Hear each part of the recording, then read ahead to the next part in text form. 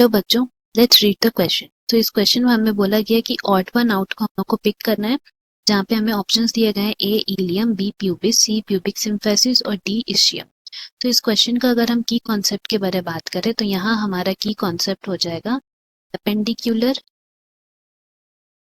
Skeletal system. तो appendicular skeletal system को जानने से पहले हम लोग को जानना है कि स्केलेटल सिस्टम क्या है।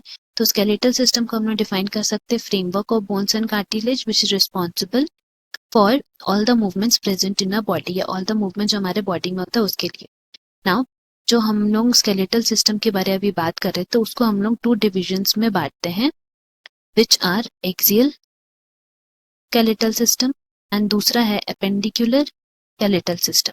तो अगर हम लोग बात करते हैं एक्सियल स्केलेटल सिस्टम की, तो उसमें 4 सेट ऑफ बोन्स है जिसको हम लोग इसके कैटेगरी में रखते हैं। वो कौन कौन से सेट ऑफ बोन्स है? पहला है स्कल, फिर आता है वर्टिब्रल कॉलम, थर्ड है हमारा इसमें स्टर्नम एंड फोर्थ जो है हमारा वो हो जाएगा रिब्स।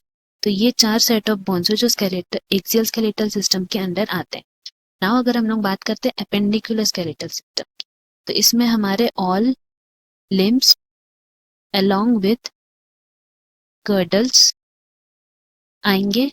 तो इसके लिए फर्दर हम लोग बोल सकते हैं कि यहाँ पे अगर हम लोग लिम्स की बात करें तो यहाँ पे लिख सकते हैं कि एपेंडिकुलर स्केलेटल सिस्टम में लिम्स जो है वो इधर अपर लिम्ब होगा या फिर लोअर लिम्ब होगा।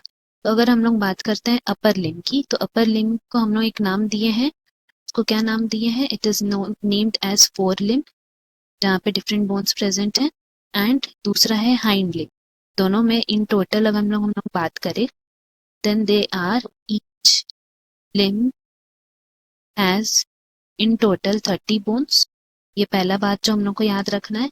एंड देन अगर हम लोग गर्डल्स की बारे बात करें तो इसमें एक और बात हम लोग ऐड कर सकते हैं कि there are total 2 girdles present है जो आर्टिकुलेशन में हेल्प करते हैं, अपर लिम्ब और लोअर लिम्ब। तो ये गर्डल कौन कौन से हैं? देन हम लोग नेम लिख सकते हैं कि अपर लिम्ब के लिए जो गर्डल है उसको हम लोग बोलते हैं पेक्टोरल गर्डल, जिसमें क्लाविकल और स्कैपुला प्रेजेंट रहता है। एंड अगर हम लोग लोअर लिम्ब की बात करें तो यहाँ जो गर्डल है उसको हम लोग पेल्विक गर्डल बोलते हैं, जिसमें कॉक्सियल बोन्स प्रेजेंट रहते हैं। कॉक्सियल बोन्स जो हैं वो 3 बोन्स को फ्यूज करके बने। सो पेल्विक गर्डल के बारे ही हम लोग यहाँ बात कर लेते हैं, जिसमें हम लोग लिखे थे कि it has 2 coxal bones and each coxal bone is made up of 3 bones which are fused together to form the coaxial bone।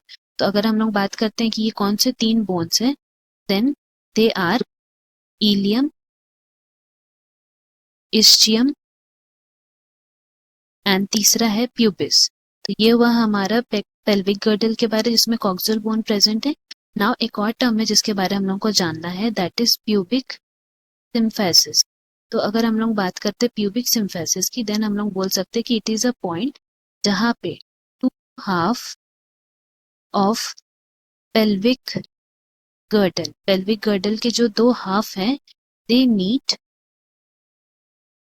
Ventrally containing, meet करते हैं वेंट्रली। एंड यहाँ पे एक और कार्टिलेज भी प्रेजेंट रहता है उनके जॉइंट के जगह, जिसको हम लोग बोलते हैं फाइब्रस कार्टिलेज। तो फाइब्रस कार्टिलेज के थ्रू ये जॉइंट रहते हैं, वेंट्रली मीट करते हैं, जिसको हम लोग प्यूबिक सिम्फेसिस बोलते हैं।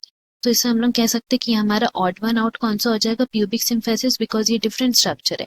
इलियम, इशियम, प्यूबिस तो हम लोग को एक जगह फ्यूज्ड होकर मिलता है, इसलिए option C is a correct answer. Hope you have understood. Best of luck. Thank you.